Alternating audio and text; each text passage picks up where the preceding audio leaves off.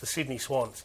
I've got some serious issues about them and their capacity to actually win the grand final. I hate underestimating them. But if you take Kieran Jack and Luke Parker out of that, they need Buddy Franklin at the top of his game. And if he's not, I just reckon they're going to find life really tough. Yeah, I think it's been almost testament to their leadership. They've had a really difficult year, the Sydney Swans, and yet they've been able to still maintain enough cohesion to get into that final four position. The issue, as you've rightly pointed out, is what role does Buddy play? On the basis of what we saw in the last 2 weeks, it's almost decoy stuff. Now, the question we will not find out until Saturday is just how much fitness has he got and how big a role can he play? They've knocked over 4 of the ordinary teams over the last month, and they've had big wins, so they've got their momentum up.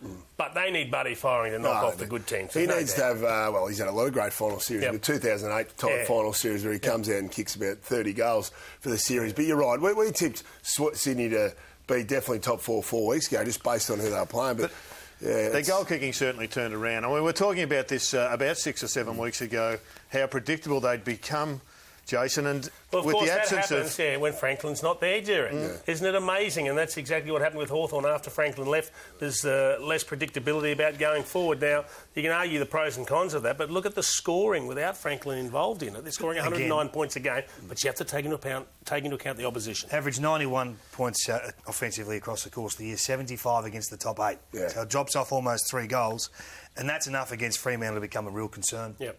Sandilands looms as a key player, obviously. Tippett and Pyke, their best 6 weeks of the year have been the last 6 weeks. Tippett's come through since, I think, his emergence as a ruckman, and certainly Pyke, I think, has cleaned up that knee injury and once again becoming a factor. But I think this bloke needs to go ruck and go forward and take grabs. When he's on the move, he's so much better. And really for Pyke, it's really just a nullifying performance against Sandilands. That's right, break even. He'll be the good big body that soon just lean up against him. Obviously, Sydney will follow Hawthorn's tactics. This guy's been fantastic. Now he's playing in the ruck's helping lead at the footy a bit more too. Early in the year, he was wrestling too much down at the top of the goal square. Now he gets out and uses his big frame to jump in the air. He's a very hard matchup.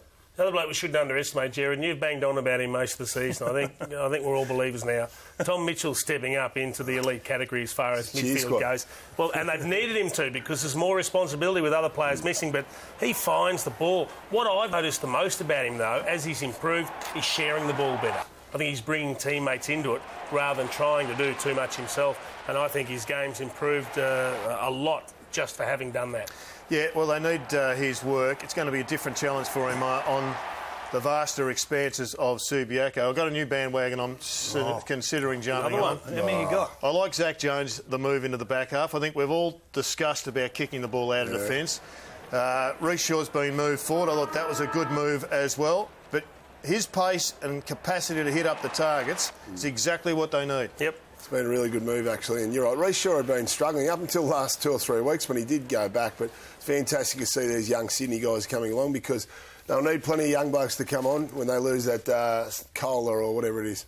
So, Kingy, why is everyone still at question marks over Freo? When you finish a game and a half clear on top, you rest just about everybody in the week leading in, and yet everyone still seems to need to be convinced about their bona fides. I'm not sure why. Everyone says they don't score enough, but they certainly can. Against the top 8 teams, their attack goes up. It actually gets better. So they're a quirky team, I should say. But I think the negativity with Fremantle is not justified. This is the best chance Ross has had over the last 3 to 4 weeks to manage this list, know that he's going to finish top 2.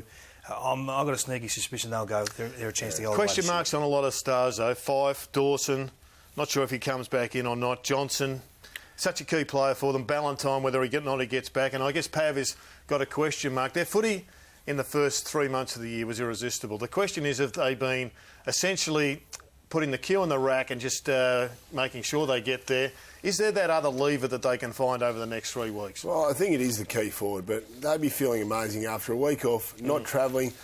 Rossi wouldn't have cranked them up at all the last 7 or 8 weeks, I don't believe. Wouldn't have ripped in on the training, whatever. He just let him come along. He'll crank them right up this week. They'll come out breathing fire. Can Nat Fyfe find his best form? It's been big question. 8 weeks since we've seen it. Do you think he'll spend more time forward, given the fact he has had a break? That it may actually suit Fremantle to have him as a pseudo centre-half forward? Well, I think Ross has all season been searching for the answer to that second forward. He's tried Griffin, he's tried Sandilands, he's tried Zach Clark. He knows Nat Fyfe can go forward. He's had Taberner there a fair bit. The one I like and that's Alex Pearce. I think if he decides to go with Dawson and plays him in defence, then I think this is the position this bloke plays. If Dawson doesn't come up, and I could see why he wouldn't be risked. I don't think his form's been great. Then this kid goes back, but he's got the potential, I think, to fill that role. Oh, he's a talent, no doubt about that. In fact, he's going to be a talent for 10 years for the Dockers. They've unearthed one here. Wouldn't mind about 10 kilos on his frame, Gerard. That's the big question mark. Final footy, key position players. They've got to take contested marks. He looks like another year or two in the gym, I reckon. The one thing I've learnt, Kingy, working with Brownie all season is when it comes to finals, it's all about the big forwards. You'll back me up, won't you, Jace? Absolutely. Hey, We're going to take a break. Coming up, will the fairy tale continue?